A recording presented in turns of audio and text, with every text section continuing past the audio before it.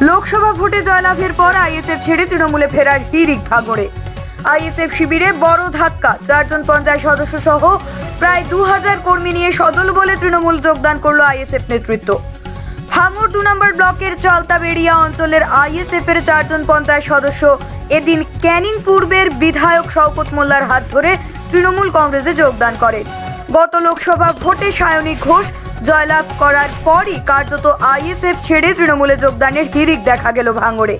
শওকত মোল্লার দাবি, আগামী দিনে আরও যে সমস্ত আইএসএফ নেতৃত্ব রয়েছে সবাই একে একে তৃণমূলে যোগ দেবেন। যদিও যোগদান করা আইএসএফ নেতৃত্বের দাবি বিজেপিকে রুখে রাখতে পারে একমাত্র তৃণমূল, সেই কারণেই তারা তৃণমূলে যোগ দিয়েছেন।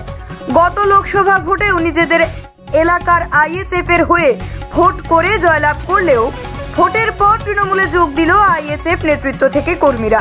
আর আপনারা সেই ছবি সরাসরি দেখছেন শুধুমাত্র বাস্তব নিউজের পর্দায়।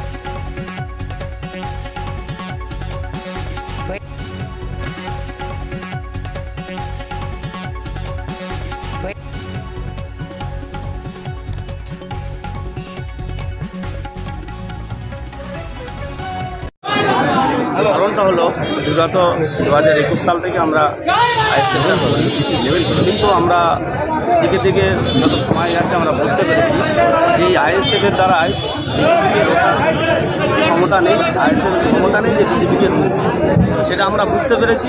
একমাত্র পশ্চিমবাংলায় বিজেপিকে যদি পরাস্ত করতে হয় সেটা হলো মমতা বন্দ্যোপাধ্যায়, অভিষেক বন্দ্যোপাধ্যায়।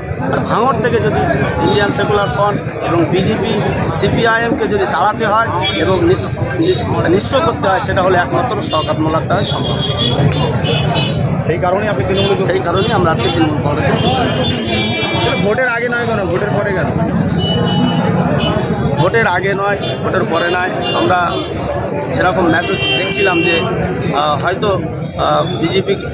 বিজেপিকে রুখতে পারবে, সেই হিসাবে আমরা দেখেছিলাম। কিন্তু ভোট পরবর্তী আমরা বুঝতে পেরেছি যে আগে যে সিট ছিল তার থেকে আরও অধিক তৃণমূল কংগ্রেস সিট নিয়ে এখানে এসছে।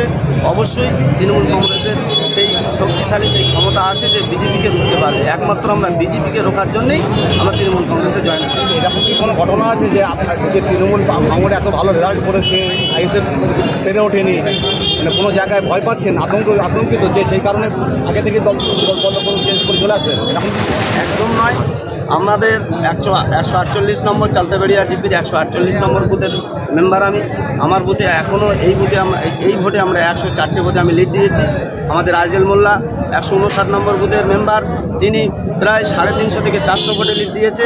এবং আমাদের হাবিবুর রহমান 147 নম্বর বুথের মেম্বার, তিনিও 275টা ভোটে লিড দিয়েছে। আমরা প্রত্যেকটা বুথে এই ভোটেও আমরা এই লোকসভা ভোটেও আমরা জিতে আছি। তারপরেও আমরা একমাত্র বিজেপিকে রোখার জন্য, বিজেপিকে বাংলা থেকে তাড়ানোর জন্য আমরা একমাত্র মমতা বন্দ্যোপাধ্যায়ের এই সৈনিক হিসাবে শওকত মোল্লার হাত ধরে আজকে আমরা তৃণমূল কংগ্রেসে জয়েন করেছি। ইলেক্টেড মেম্বার যারা নির্বাচিত সদস্য, তাদের সঙ্গে যত কর্মী ছিল তারা সকলকে নিয়ে আমাদের দলে যোগদান করলেন। এবং অবশিষ্ট যারা আছেন চালতাবেড়িয়াতে, সেটা আমাদের শামসুর ভাই আছেন, যার নেতৃত্বে আজকে এই যোগদান পর্ব চলছে। তিনিও কথা বলেছেন অবশিষ্ট যারা আছেন তারাও আমাদের দলে আগামীকাল।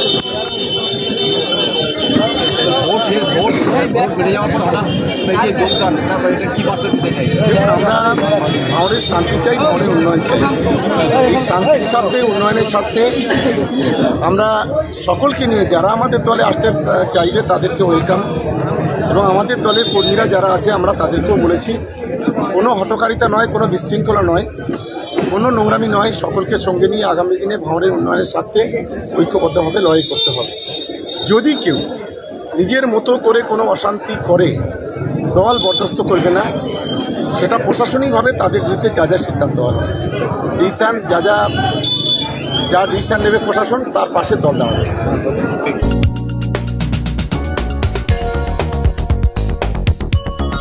আপনারা দেখছেন বাস্তব নিউজ, কাল্পনিক নয়, বাস্তব।